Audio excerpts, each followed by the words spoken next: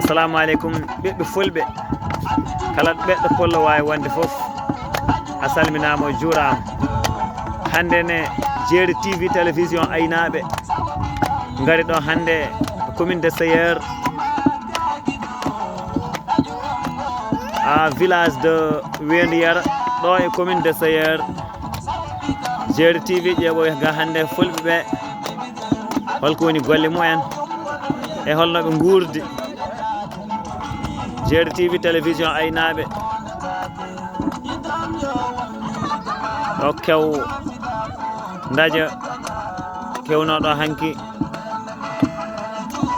daƴa wonɗo ɗo hanki daƴa o wonno hande ka natirde galle woni natgol galle jombajo o walla mbiyan natgol golle han woni poɗɗugol mum golle e nder galle he. Wadde noon ɗum ko ɗum weltare ha no fewi.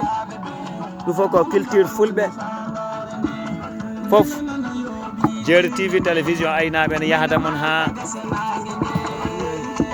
Moumar Sarr ara commune de Sayeur ara village beeteɗo village de Wendu Yara.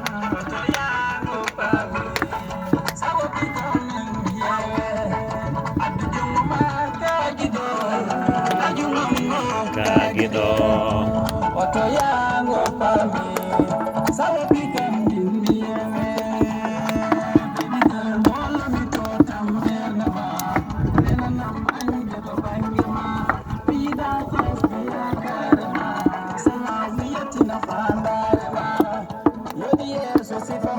jombajo nayyi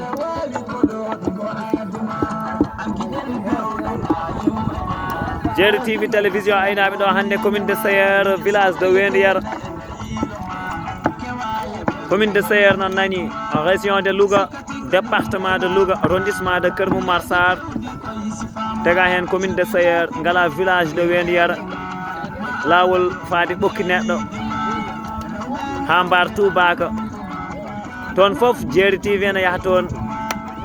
Jeeri TV télévision aynaɓe ala ɗo ɓe gonani respondaji mumen ha heewi aɓene nder jeeri he. Assalamu aleykum. An addi jombajo